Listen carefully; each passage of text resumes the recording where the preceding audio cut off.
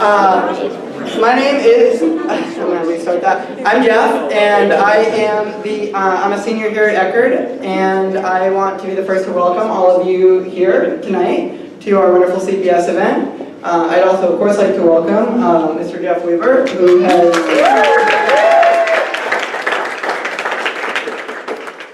so generously agreed to come and chat with us in a really exciting format. As exciting as lectures can be, when we got the opportunity to have 3 Eckerd students on stage, we absolutely jumped at it because we thought, what better way to engage with the community and to engage with, to engage with politicians and the people that work with them closely with them. And so we absolutely jumped at the opportunity. And so in addition to Mr. Weaver and Kira and everyone else, I'd also like to thank Raz, Darcy, and Aisha, of course, for agreeing to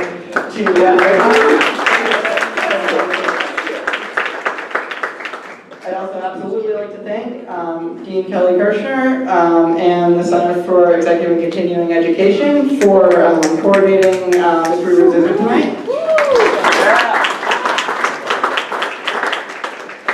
And one other thing, just a reminder that Mr. Weaver and Kara will be selling books after the event. They will be $20 and cash, credit, or debit, and Jeff will be happy to sign them. Yes. So, without further ado, all right, without further ado, thank you guys. Yeah. Hi, so for those of us who haven't read your book, I would love if you could give us a brief overview and just explain the title. Sure. This on? Yes, hello. Yeah, so the title is How Bernie Won. I sometimes get some pushback, particularly from people who didn't want to win. But the title of the book is inspired by the fact, as we look around today, the number of progressives who are running all across this country, including here in the state of Florida, where you have chosen Andrew Gillum as the nominee.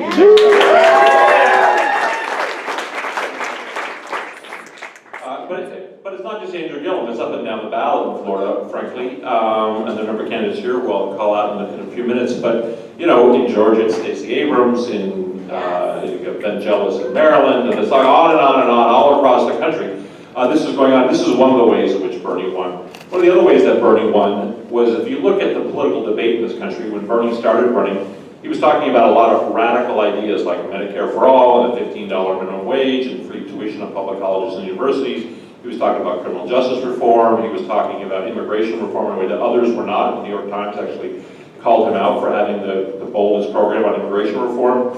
And now, when you look around, those issues are in the mainstream. A recent poll showed 80% of Democrats support Medicare for all. 52% of Republicans support Medicare for all. Many of the positions that he articulated ended up in the Democratic Party platform, the most progressive Democratic Party platform in the history of the party. So that's another way in which he won. The number of young people who are involved in politics, I could go on and on and on, the number of ways that Bernie won, but that's really the title. The book itself is obviously a look at the 2016 campaign. There's a lot of great stories about Bernie's time in the Congress before that, my time with him traveling the back roads of Vermont in the 1980s when he was trying to get into office. And in addition to that, an examination of our campaign, because no campaign happens in a vacuum, right? It happens in a historical moment.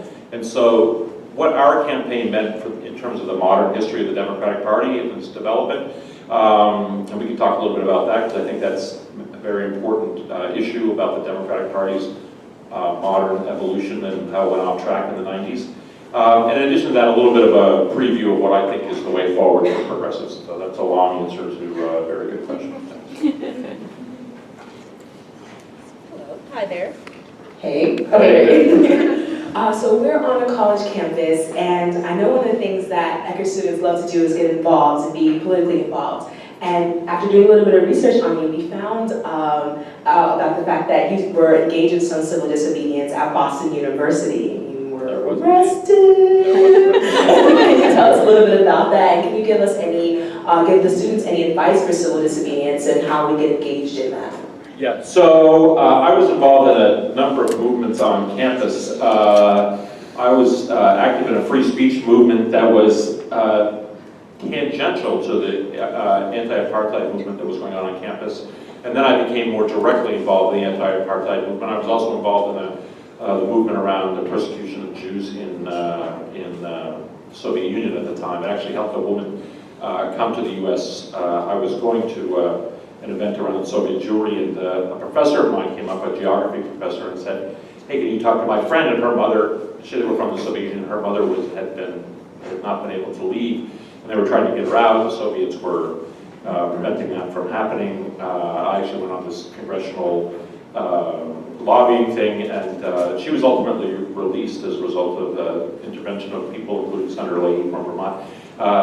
Again, I was involved in this free speech issue at BU. We ultimately had to go to a court in Massachusetts to prevent from being expelled from dorms for putting what were called signs, posters, and banners in our windows, which the administration did not like. We won that. In terms of, I became very active in the divestment movement on campus around apartheid. We ultimately tried to build a shanty town around the student union building, which prompted the police to show up. There's, I'm sure, the NBC local news video of me lying under the front wheels of a police car to prevent my fellows from being taken away. And of course, I was ultimately taken away too when you do that.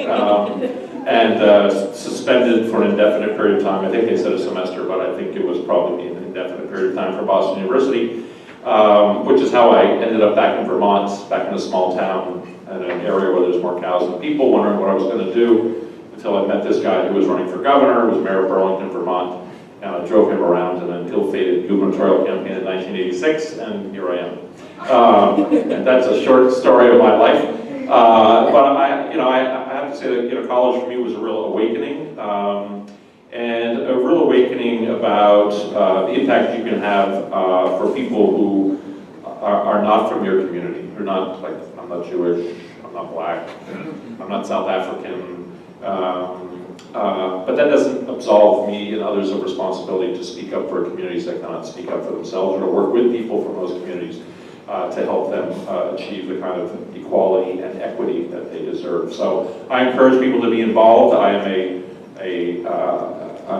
proponent of nonviolent expressions of civil disobedience, certainly not a proponent of any kind of violent action. And but I think it also has to be strategic. And I've always tried to be, when I was an activist and engaging in student activism, trying to be strategic in order to get the goal that I wanted. It was always about the result as opposed to the action itself. Right? The action was a means to an end. So that's fine. Thank you. Was that your award-winning question? Sure. So our next question, voter turnout is something that has greatly hindered our democracy, specifically among young people. Yeah, absolutely. But the Bernie campaign did a great job of this, and many young people such as myself were mobilized, but there's still a long way to go. So, what do you feel needs to happen in order to get young people much more involved? Yeah, so the question of young people, the Bernie campaign was fueled certainly by young people. I mean, it was interesting in state after state. We would go into a state and do polling, and he was winning overwhelmingly with millennial voters. And then as he campaigned in the state, we did advertising and organizing. You would watch in the polling that his support would go up the age band, right? It would be like the millennials, and it would go into the 30 to 35, so the 30. It was almost like a thermometer. It was like this in every state. And if we could get high enough up the age band, we would win in the state. And if we couldn't get high enough, we would not be successful. The truth of the matter is the number of young people in this country, they could dominate politics in the United States of America if they would register to vote and get out and vote. That's just that's just a demographic fact. Now, motivating young people to do that, that's a whole other question. And I do think it has helped to have candidates who are unabashedly progressive, who don't take 10 sides of every issue.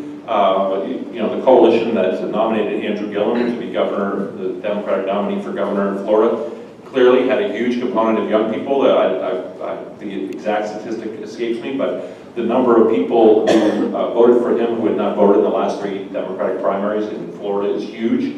which means it was either young people or people who had checked out of politics who checked back in to vote for Andrew Gillum. So it is incredibly important that young people get involved and participate. And you know, we were in a little meeting before this, and the truth of the matter is that it puts a lot of burden on other young people, because the most persuasive voices to get young people to participate are other young people that don't listen to me, frankly. My kids don't. I don't know why anybody else other young people would. But you know, so young people who are active and engaged, you know, have to get their friends involved. And I know sometimes there's a lot of pushback from people who don't see the value in it, but your generation really can control things. I really don't believe that you're the leaders of tomorrow. You can really be the leaders of today. So thank you. Thank you so much.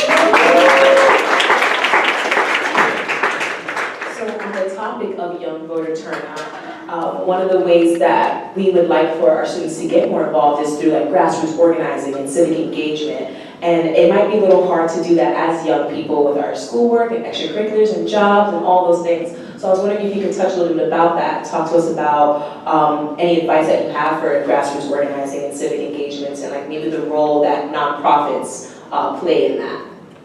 Yeah, well, look at and I, you know, I was in college once, and I do understand the time, you know, the tremendous amount of time pressure there are on young people. You know, but when you leave here and you go to other things, then you'll have jobs and kids and other things.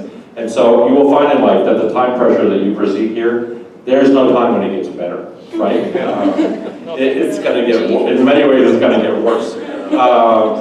So, you know, late night parties are replaced with late nights with crying infants.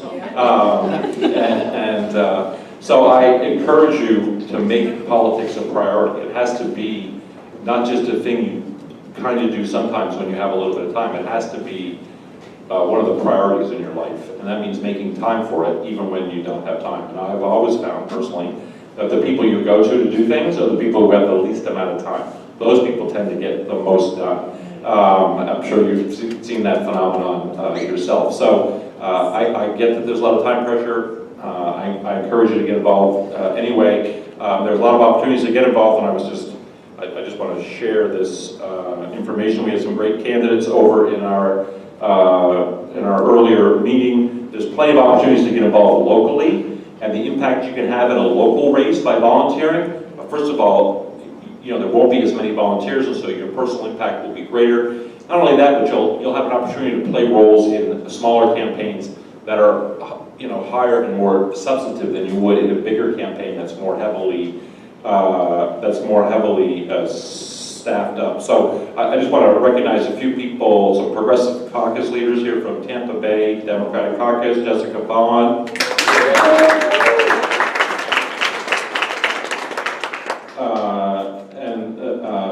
And I'm gonna kill your name. Where are you? Kapadia, sorry, I'm very sorry. Our Revolution Tampa, Russell Giambroni. From Pinellas Democratic Progressive Caucus, Denise Lombardi. Candidates who we have here, I gotta get to you all so I can get them. Jennifer Webb, Florida House District 60. County Commissioner candidate Amy Kendron. Fire Control District 2, Tom McCone. Still with us, Tom? And I think we've also been joined by Mike Hopkins, the Communications Director for Attorney General candidate Sean Shaw. So listen, you know, if you're interested in getting involved in politics, when this thing is over, go and talk with any of these people, right? And this is a way to get involved. Believe me, they'll take 4 hours of your time, 5 hours of your time, 90 hours of your time, 2 hours of your time, and that's critically important to helping these candidates get elected. So with our next question, I want to kind of switch gears a little bit and ask you a question about, you know, something that we face here a lot. So like a kind of stigma that Eckerd faces as a liberal arts school is often opinions circulating campus are particularly one-sided. So, what steps do you think colleges and universities across the country need to do in order for productive conversation across the political spectrum to take place? Yeah, so it's an interesting phenomenon, colleges, first of all, I think get a bad rap, and so a lot of times tend to be people on college campuses who are more liberal and more educated, they're more open to other ideas, and so, they get accused of being thought police when in fact people are just open to other ideas than what other people are. So I think colleges get a bad rap. I think the far right in this country, like the far right in a lot of places, are anti-intellectual. They don't like colleges. People being educated and having broader viewpoints is kind of threatening to them, and so we need to keep that in mind in the first place. I do want to speak to a phenomenon though, which is, and it's driven in part by social media and other things. So people, by and large, and certainly at your age, can live in like a little bubble where only other people in the bubble only believe what you believe. It's not about censorship, but it's about self-selection, about the people you interact with and socialize with. And so we get this false notion that everybody in the world believes what we believe, and when we occasionally find somebody who doesn't, we're shocked that somehow this person escaped like what is clearly the common wisdom of everybody in America, at least everybody that I encountered inside this bubble. I was at a Halloween a couple of years ago where I had a bunch of parents on my deck with other people's kids, and they were off. We were having a beer, which is something you get to do when your kids are older at Halloween. They get to go out on their own. And I looked around my deck, and everybody on the deck, except me, was a Republican. Every one of them. There were Trump Republicans, but they were Republicans. Some of them worked for, Republican members of Congress, or had worked for them, or worked in business, or worked. I have a comic book store, which some people know. We had gaming at the store. People come in, and there's conservative people, there's very liberal people, there's libertarians, there's all. So there are opportunities for interaction with people who are not in your ideological bubble. And I encourage people to have relationships with people who don't share all of your views, right? I mean, there are some views that are intolerable, like when people are, march under a Nazi flag or wear a white sheet. Like, I'm not encouraging you to socialize with those people. There's no reason for that. But there are a lot of people who are, quote unquote, regular conservative people, and you should interact with those people. I mean, it's very important that we as a nation, as part of our civic life, engage with the full spectrum of political views in our country. Hi, so in Dave Chappelle's most recent Netflix comedy special, he talks about what he called the age of spin. And it alludes to this idea of, because of technology, we're constantly being exposed to corruption and terror and tragedy all over the world. And instead of leaving the consumer feeling inspired to enact change, you actually feel disheartened, kind of discouraged. You personally took a step back from politics from 2009 to 2015. So what advice would you give to someone who's really, really trying to stay informed, but also, not get discouraged to the point where they want to tap out or take a backseat? Yeah, no, look, it's easy to get discouraged, and but this phenomenon on the internet is not new, although it's increased exponentially because you're exposed to it all the time. But back in the old days, when everybody watched the same evening news on CBS or NBC or ABC, there's an expression in the news media: if it bleeds, it leads, right? There's always tragedy. It was always bad news, and there'd be like this lighthearted story at the end to sort of, I don't know, what to keep you from doing terrible things at the end of the thing. But people are exposed to it, and there's a lot of certainly on social media, a lot of information that's just not true, right? That's meant to get people angry or despondent, and it's difficult if you live in that social media world to sort of come out of it emotionally healthy, in my personal view. So I encourage you to look for alternative sources of news. Like at one time, the internet was an alternative source of news. Now you have to go and look for alternative sources of news outside the internet, where there is better gatekeepers in terms of what the information is. I think that's part of what I would advise. Okay. And then my second question is kind of playing off of the fact that you titled your book "Our Revolution," kind of revolutionary. To give context to the origin of this question, Audre Lorde gave a speech at the New York University Conference of Humanities in 1984, and she titled what she talked about "The Master's Tools Will Never Dismantle the Master's House."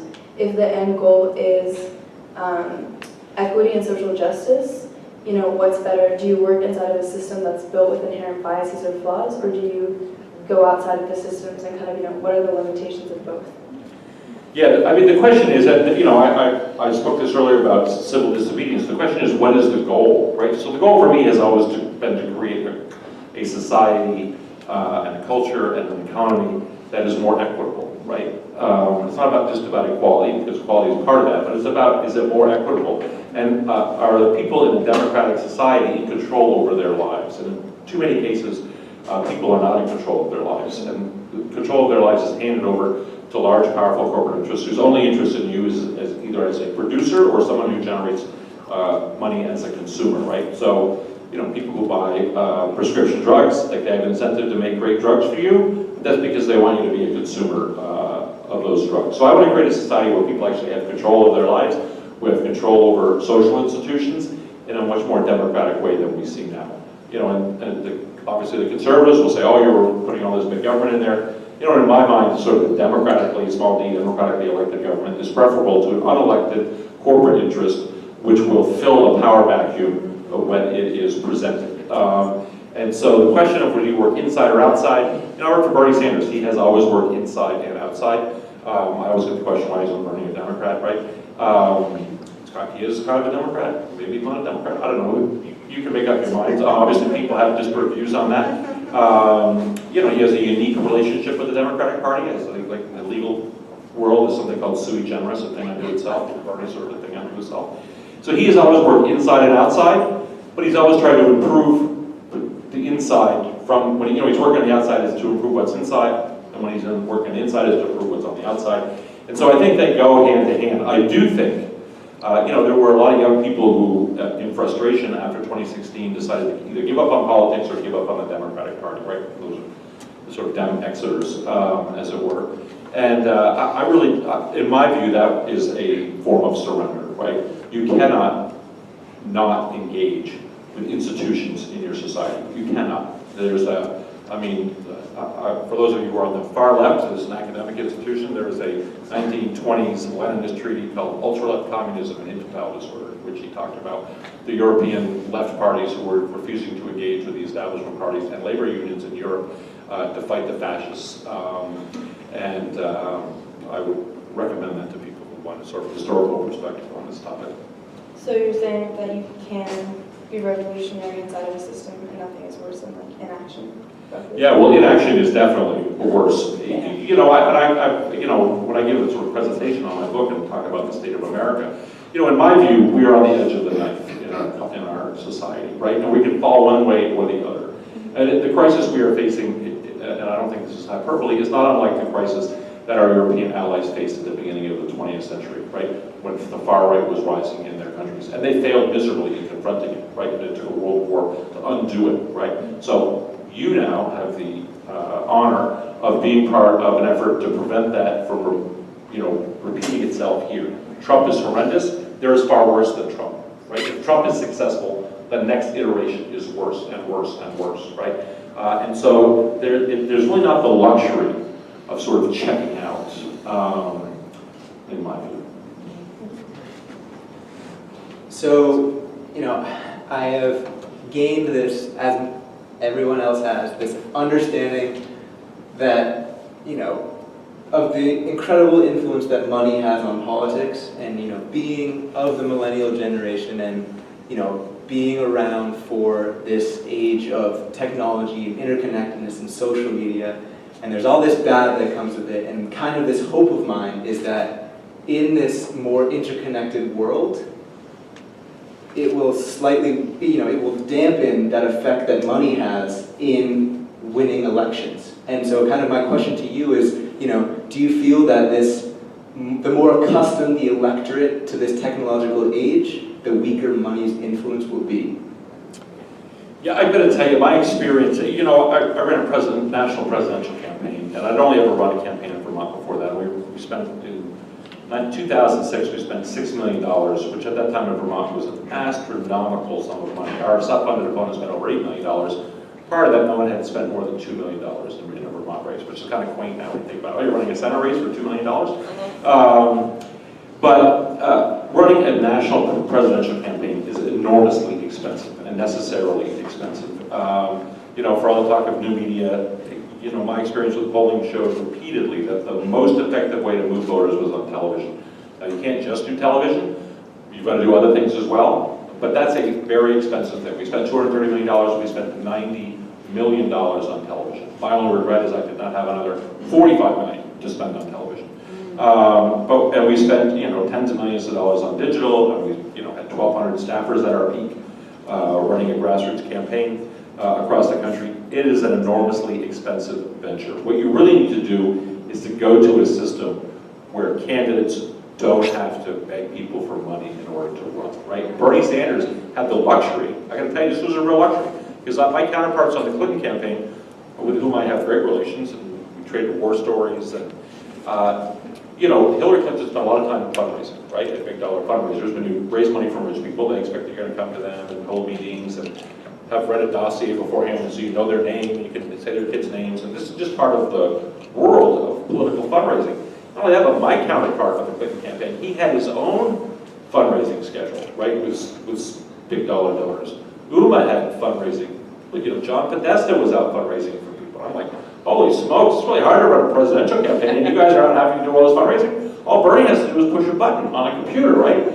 And it was, in that sense, it was a tremendous advantage to us. So how do we get to a system where people can run, and ordinary people can run, who don't have, you know, connections with rich people, and you have got to have some kind of public financing system of elections at the end of the day, so that average people who don't have a lot of money, who don't have rich friends, don't have connections, can run for office and not worry about having to beg rich people for money, because people give people, like, it is not, the way that the corruption of the political process is not that somebody says, here's $5,000 to run, now I want you to do this, this, and that. That's not how it works, right? But it's about access. When someone gives you a big check, and later on you're in office, they're gonna call you up, and they're gonna get, you may not do what they want you to do in this particular instance, but their phone calls are gonna get returned, and somebody who didn't donate a lot of money, just a regular person, is not gonna get that same access, right? And so that's the way in which money corrupts the system, and we have got to take money out of this process, not by telling people not to spend money on campaigns, because voters have to know where candidates stand, and how you tell people where you stand is by spending money on advertising and mail and other kinds of things and staff. We have got to have some kind of public financing system in this country.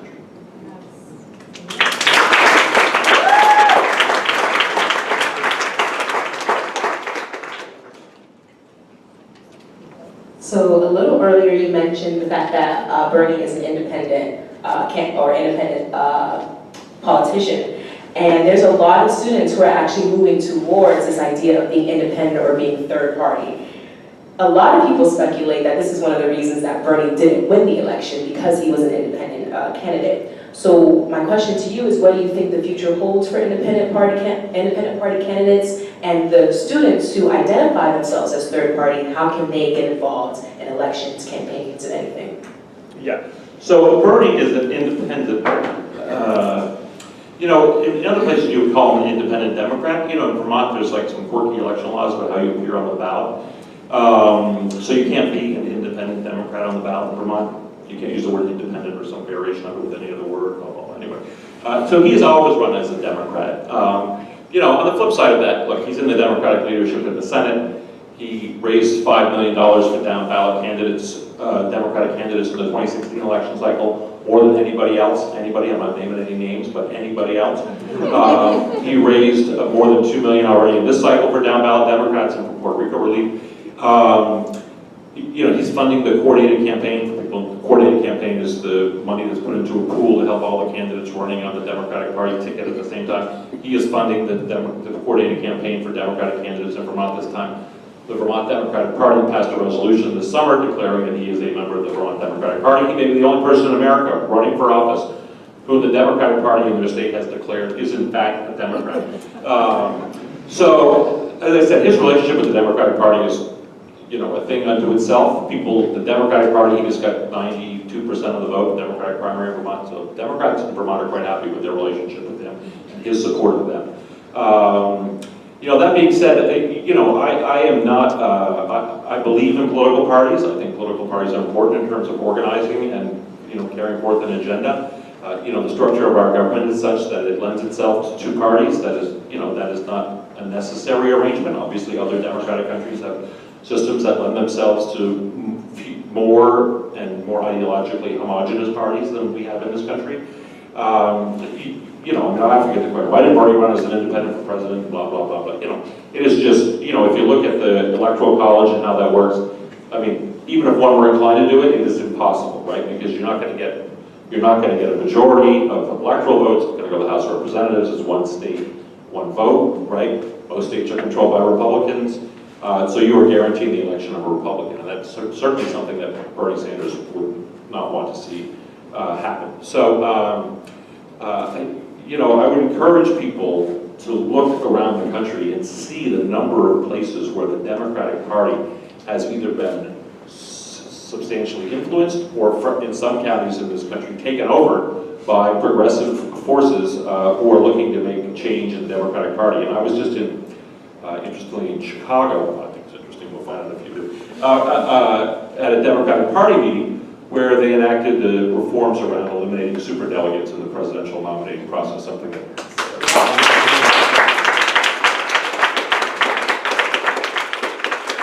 we were working on for quite a while. And that passed by a 3-1 vote. Tom Perez, the chair of the party, I don't always agree with Tom on everything, but I gotta tell you, Tom Perez staked his chairmanship on this vote, in passing this vote. He pulled in a lot of chips to get it done. And that was something that would not have happened in the Democratic Party 3 years ago or 4 years ago. And I got to tell you, being at that meeting, there's a good 30%, maybe more, of the people elected to the DNC who are Bernie people, like broadly defined Bernie people, who were elected in the process during the process in 2016. That's very different from that summer day in the summer of 2015 when I was with Bernie the first time we went to a DNC meeting in Minneapolis, Minnesota, and we walked in and it was like, we had just walked in from Mars, right? People were like looking, and like, ooh, let me see, checking this out. And, he was invited to speak because he was one of the candidates. But I'm going to tell you, people in that room were like, what is this? And what is going on? Go to a meeting now, it's very different. Even if you're 30% of the room, you have a substantial impact on the culture in that room, in the conversation in that room, in the nature of the debate. So I encourage young people, go into the Democratic Party and take it over. Right? If you're frustrated with the Democratic Party, get a bunch of your friends, go in there. There's elections. Sometimes the election rules are crazy. I'm not saying they're not. I'm not saying it's hard. We just saw in Queens, New York, all of the Bernie people trying to run were disqualified on technicalities. And when the New York Times called the establishment slate candidates, they said, what? I'm on the ballot. I'm not running for anything. So the local machine had disqualified all the Bernie people and was running a bunch of people who didn't even know they were running, who had, of course, never gone to a meeting because they didn't know they were elected to something. Right? So it was a way for the machine to control it. But it's not as bad as that in most places. But you got to, take some legwork to figure out when the elections are, and you can bring a bunch of your friends into that room, and you can clean house in those places because a lot of county parties have very little attendance, very little energy. It's not universal. I was in Duval County 2 nights ago with 200 people, a raucous party full of energy and young people. But you make it what you want to make it. This is the time for people to abandon what I call couchtivism, which is sitting on your couch, griping about how bad things are, going on social media, putting up memes about how life is bad and everybody's horrible. This is the time to remake the world, right? And this is the opportunity to do that, and your generation can do it.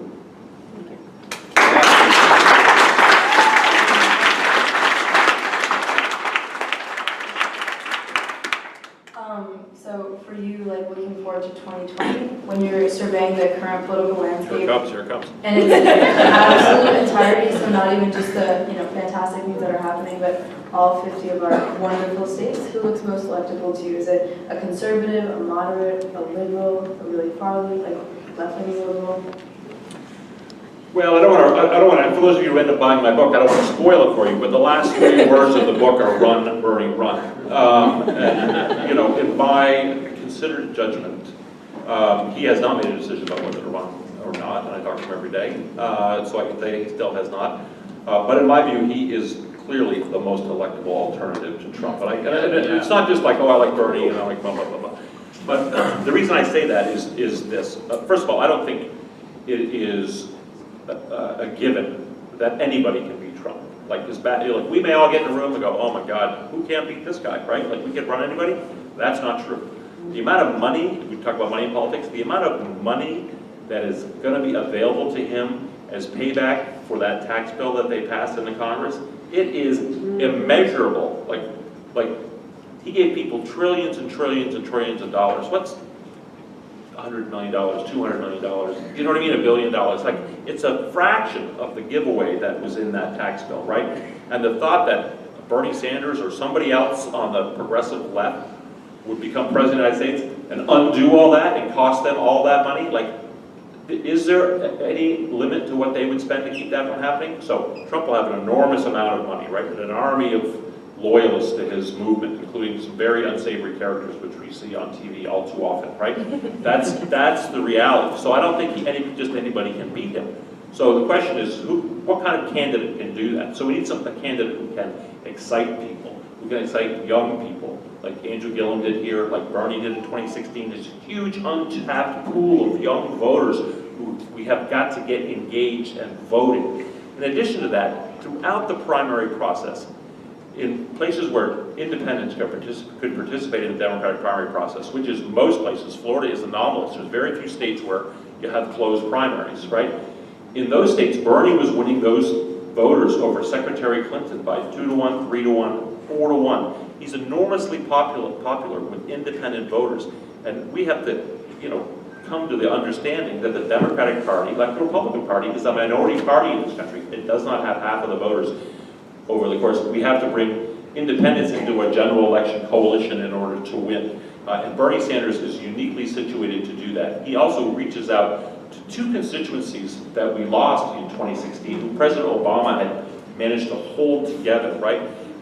This is this, white working class that we hear about, right? And it's not just white working class, but other white working class voters as well. 13% of black men voted for Trump. Over 20% of Latinos voted for Trump. Those are pretty scary numbers, right? So if you look at a place like Scranton, Pennsylvania, 10% of the media market in Scranton, Pennsylvania is 10% of Pennsylvania population. It represented 40% of the swing from Obama to Trump, right? Incredible. How do we talk to those voters? The vaunted blue wall in the upper Midwest, right? How do we get those voters back, right? We have to articulate an economic message which is going to resonate with those voters who are feeling left behind, right? Who were, as Van Jones talks about this, right? Who felt so dispirited that they're like, what do I have to lose? I'll roll the dice on this. And then the other group of people are young people of color who chose to sit out the race in many, many places. They had the same reaction as did the white working class voters, but they were like, no, we're not voting for the racist guy, right? And so they sat home. I have friends who were campaigning in North Carolina who were campaigning and going door to door in African-American households in North Carolina. And if you went to an older household, they were all in for Hillary. If you went to a younger household, like, I'm not voting. So these are two constituencies that we have to bring back into active participation. Working class voters and young voters, particularly young voters of color, who are cynical about the Democratic Party as a vehicle for change and lifting people up, right? So we have got to offer people a candidate who can deliver that kind of hope. And I just do not believe in my heart that a sort of moderate Democrat is going to be able to inspire people to sort of come back in and be active and to go back and put a Democrat in the White House. That's just my view. And the young people, again, are going to be so important. Barack Obama, won Indiana in 2008 after Democrats had not won it since who knows how long, right? The only age cohort he won in Indiana was 18 to 35. He lost every other age cohort, right? That shows you the power of young voters in this process. So if you have a candidate who can galvanize young voters and bring them out, incredibly powerful. Finish up, all right. So, obviously, I'm so thankful of the movement that you've created. This is a movement that you created.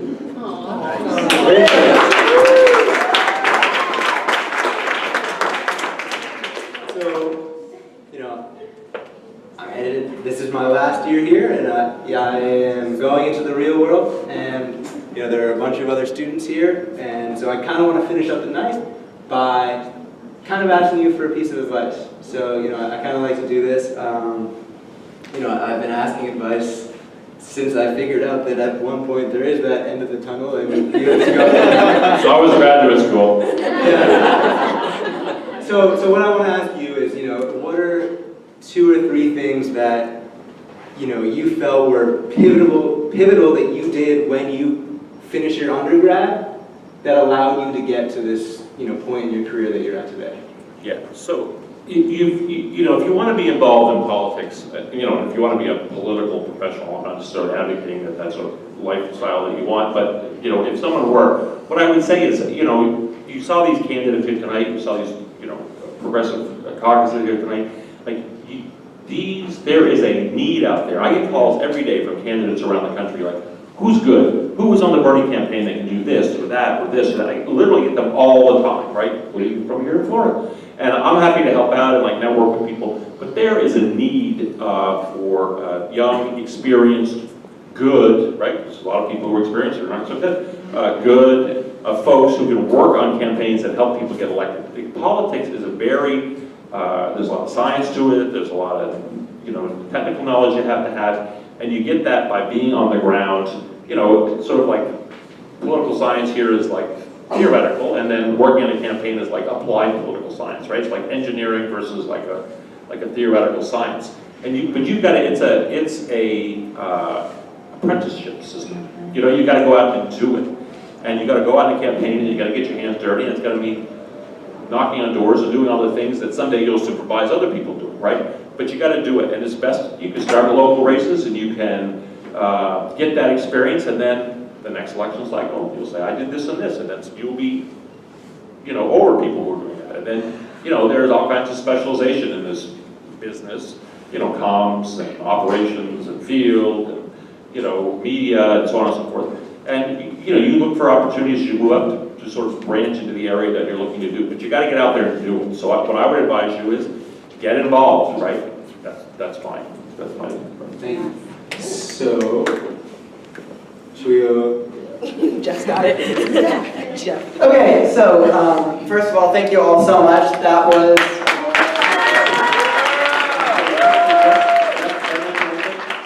So there are some folks here who are doing voter registration afterwards. Where are they? Right here. So it's not all, it's fun to hear Jeff Weaver talk, I know.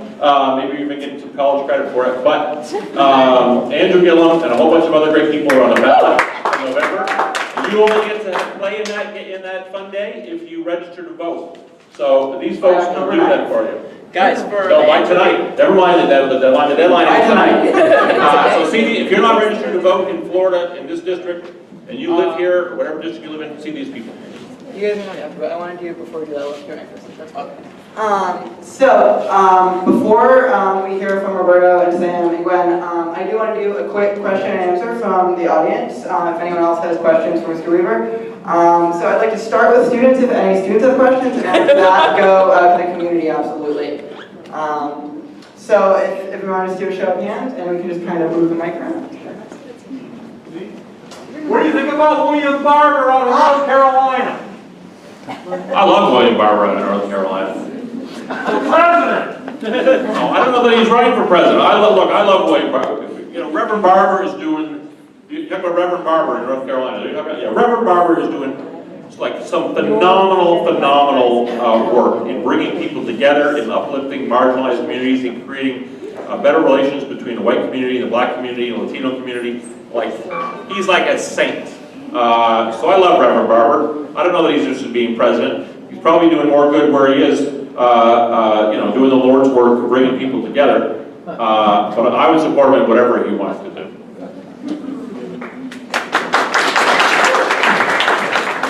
Jeff, I've got the mic here now. I was wondering what your perspective is on the role of progressive media, especially independent progressive media, in electing progressive candidates. Yeah, so I think, look, in terms of reaching out to particularly young people who, you know, are very reliant on alternative progressive media, I think it's an incredibly powerful tool. You know, Bernie has done a bunch of Senate town meetings recently that have been covered exclusively by progressive alternative media. and gotten, millions and millions and millions and millions of viewers. And it is one way, we didn't really talk about a lot about the media tonight, but that you can get more directly to people. You always want to talk directly to people. The media plays a very important role. I'm not here to beat up on the media in terms of their role in our society, because they have a very important role in our society in terms of keeping people honest and being in check. But it is important to be able to talk to voters directly for people who are running for office, whatever their political persuasion is. And I think that independent progressive media is a great way to do that.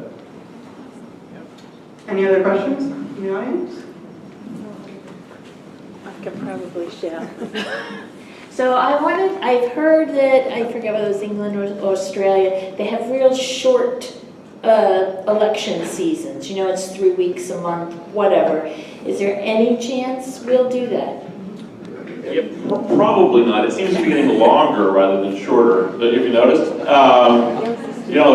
are talking about who's running for president. We have a bunch of elections coming up, like in another, month and a half here, and we're already talking about who's running 2 years from now. So I hear you. Bernie's always been one who's complained about long election seasons and has tended to announce later in the process when he has run for office. He just thinks people get tired of all the perpetual campaign, right?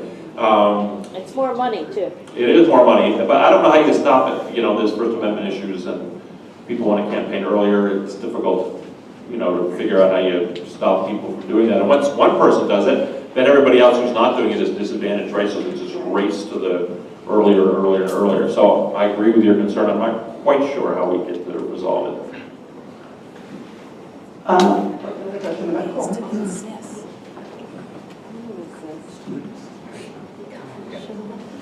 Hi, how would you approach people who don't care about politics or are not interested, people my age who just don't really have any vested interest in it? Yeah, well, you should have a vested interest in it. And let me tell you why. When you leave here, the type of job you are going to get is connected to politics and the political situation. How much money you're going to be paying back for having spent time here is going to be connected to politics and choices that are being made. Whether in your case as a woman, whether you have control over the destiny of your own body is going to be controlled by politics, right? So all of these things are political, right? When, communities face police violence or when people's children are ripped from their arms and thrown into a cage, some never to be returned, that's all politics, right? And that is all impacted by your participation. Now, not everybody in this room is going to go out and be, an activist who works 24/7 on political campaigns. I get that. There's a lot of other great things in this world besides politics, believe me. But you have got to be an informed voter who participates at least at that level in helping to choose the leadership of the country, because you're giving them enormous power. And if you're not participating and your friends are not participating, you're letting somebody else make those choices, and those other people may not have your interests at heart. And so, I encourage you to, when you talk to your friends, when they're looking at, when you get to the financial aid office and they give you that future payback on your student loans, that's all tied to politics. College used to be almost free in this country. I'm not talking about Scandinavia or some other faraway place. I'm talking about the United States of America. Right? College used to be almost free. That's not the case anymore. And that's all to do with, all that is tied into politics. So if you want to control your future, you got to grab a hold of it and take control of it.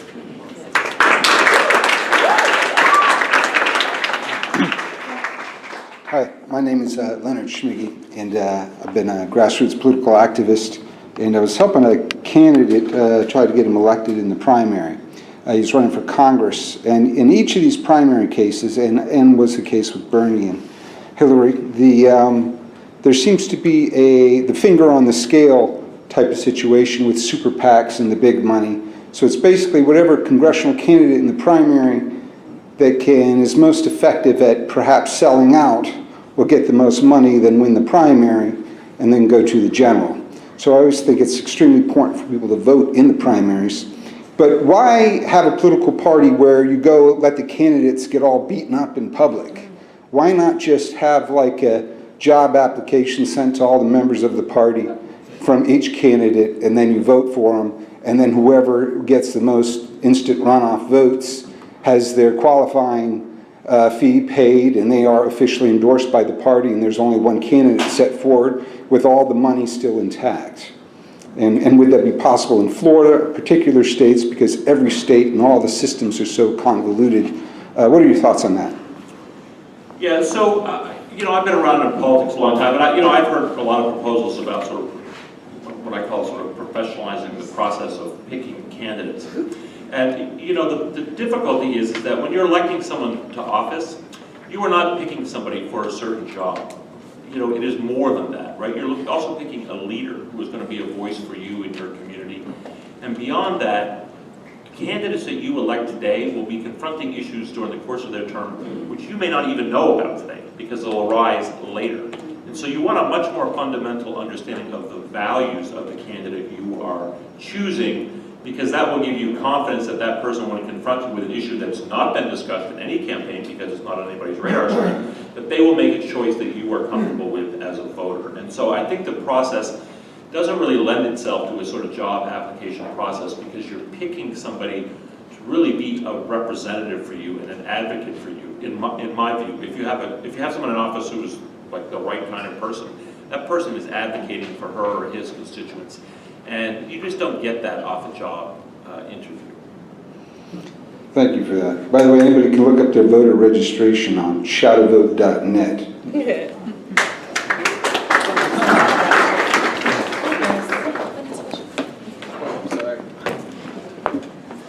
Hello. So Raz kind of asked this earlier, but I just wanted to ask it in kind of a different way, kind of a cheesy question.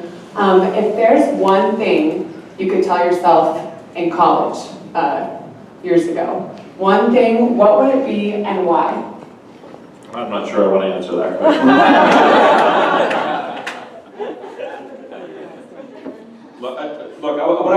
I would tell young people, you know, I talk to a lot of young people, and people are, and maybe it's the new generation, but people are very interested in planning out their entire life, from like start to finish, like from today, I'm going to do this at this point, this at this point, this at this point.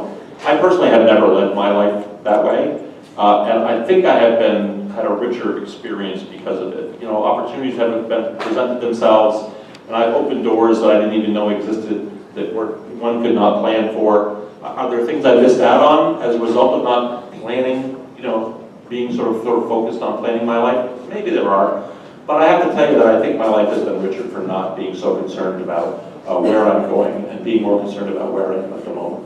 Thank you. All right, so I think we went over here, and then I see a hand over there, and I think that's going to have to wrap it up. Okay, those two over there are going to have to wrap it up. Those three over there are going to have to wrap it up for real. Okay. And I'm happy to stay afterwards if people want to talk. I'll be signing books, but even if you don't want to buy a book, if you want to come by and say hello or chat about something you want to talk about in front of a group, I'm happy to do that too. Okay, so these days there's a phenomenon of social anxiety in relation to the overuse of social media when campaigning. Like, for example, Robbie Mook, he sort of, tried to use social media to in Hillary Clinton's campaign. How can people our age learn to overcome the social anxiety and make phone calls and canvass and protest and actually get out there, boots on the ground, campaign for candidates we want? Yeah, you know, it is a little scary when they hand you a clipboard and a script and then they say, here's a bunch of addresses, and I'd like you to go knock on those doors and talk to those folks and those houses. I get that that's scary, you know, I've done it. And, for some people, it's just not their cup of tea, right? Some people like to call people, some people like to knock on doors, some people really don't like to interact with people at all, which is fine too. Like, I have those moments. But I do think that you should give it a try, right? So you should go into a campaign, get some training. I get the social anxiety. Go with somebody else. You don't have to go alone to knock on these doors. In fact, I would encourage you, in most cases, not to go alone to knock on. Go with somebody else. So go to the training and try it out on a Saturday afternoon. You don't have to even go in the evening. Go on a Saturday afternoon, knock on doors. I think you'll be surprised in the number of positive encounters that you have with people who will see that your conviction in terms of the candidate that you're working for, and will really respond in a positive way, even if they have no intention whatsoever of voting for the person that you support. You will get the door slammed in your face a couple of times, And you know, the third or fourth time it happens, it's much less impactful than the first time it happens. So I encourage you to go out with a friend, you know, work for a candidate. You know, people will get that there's anxiety attached to this, but give it a whirl. You know, maybe you'll find out it's not your thing and you want to help in some other way. That's cool too, but I'd give it a try. So a recent topic that I've discovered is in order to increase voter turnout in multiple democratic countries such as Belgium, they've required people to vote. And technically you're breaking the law by not voting in elections. How do you feel about such a so-called radical idea such as this?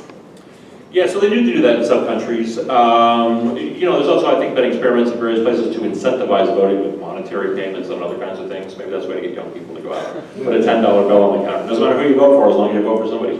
But on the other hand, look, I think that there is a sense that sometimes not voting is an act of protest. I think it's a futile one and not productive. But there is a sense that, like, not participating is in itself, or can be, not enough. Like, usually it's just people don't bother, but it can be an act of defiance or protest. I wouldn't want to shut that off if that were the case.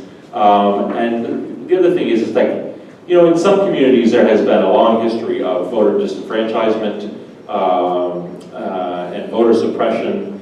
You know, many places the hoops that are required for you to jump through to actually vote. So what happens when you show up at the polls to vote in conformity with the law, but somehow you don't meet some other requirement? You don't have the proper government ID, you've been moved inadvertently or intentionally to another district, you don't have to get in your car and go try to vote over there. So, you know, you're putting a tremendous amount of onus on people to participate in the process that in many cases, in my experience, having, you know, seen campaigns from state to state, are entirely broken. You know, 130,000 people purged from the rolls of Brooklyn, New York. What about those people? Are they supposed to show up and try to vote? Or what about all the people in Arizona when the Republican administration in Maricopa County basically shut down every voting location in the Latino neighborhoods? What are you supposed to do in that situation? You're supposed to drive hours.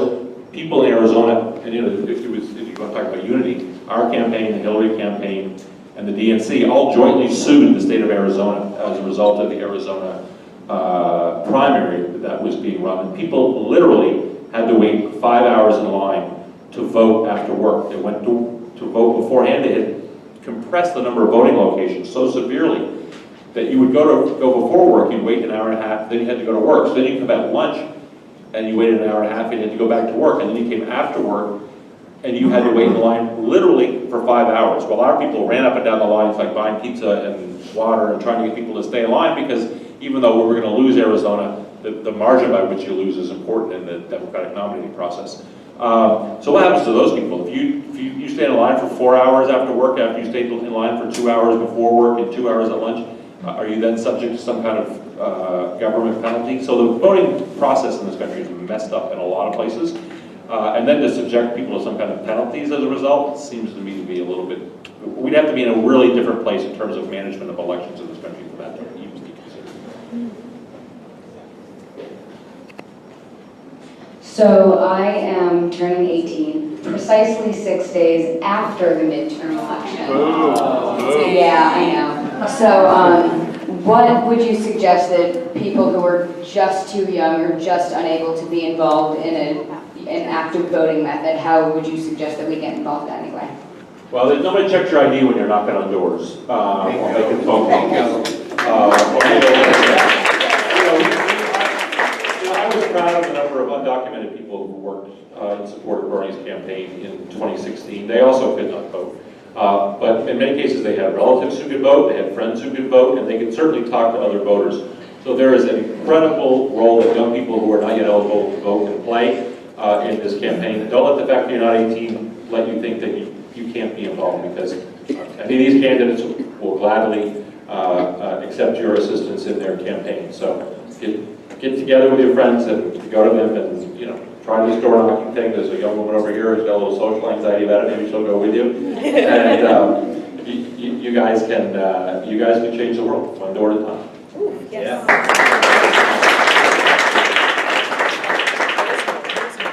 Thanks for coming here, Jeff. My name is Chris. My pleasure.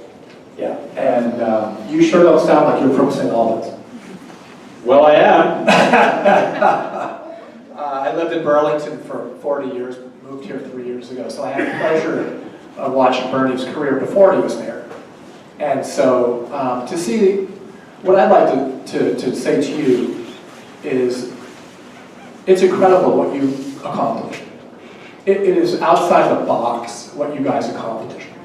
And in this time of cynicism, in this time of Citizens United, in the work that I did in Vermont as an activist, and the work that I do here as an activist, it has been enormously challenging to peel back the layers between politicians and corporations. And so what we used to be, we the people, is now this corporatocracy between politicians and corporations. And so I encourage the people here today that are running for office is to be outside the box. Follow the blueprint. I mean, it's a successful blueprint. And it's an exciting one to see what Bernie did. How many votes did he win the mayor the first year? 10 votes. 10 votes. 10 votes. I remember it like it was yesterday. It was an incredible accomplishment.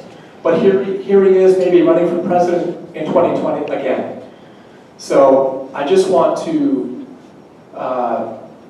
sincerely thank you for the accomplishment that you have found the secret sauce. I'm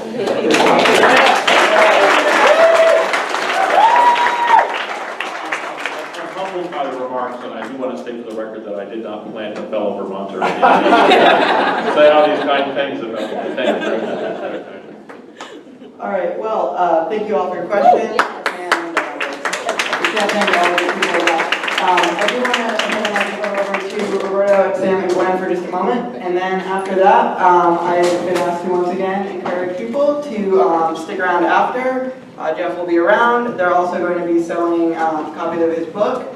I haven't, with full disclosure, read the entire thing yet, but I have been able to read a few chapters, and it's very engaging. That's my little plug.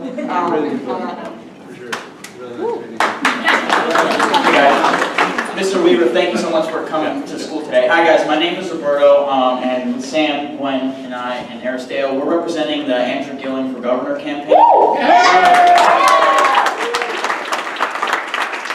So basically we're here to get you guys fired up and get you guys involved in local politics. You know, I know that me as a Floridian, along with other people that live in Florida, we're tired of seeing the pollution. We're tired of seeing the polluters go unaccounted for. We're tired of seeing people that are struggling, that have to choose between their medication and, or being bankrupt. We're tired of seeing the same old politicians that are bought by the same old corporations running things in the state. So you know what? People from the bottom up have brought Andrew Gillen. Gillen ran against 3 millionaires in this campaign and he won. So that shows us where the true power is. So, if you guys, I got Sam and Gwen here. Yeah, if you guys are interested in volunteering at all, 1 to 2 hours a week can change the world. If you are interested in doing 1 to 2 hours a week, come over there, come Sign up with us, guys. We're going to make this happen. We're going to be in the back there. If you're interested in getting involved this year, even going forward, let us know.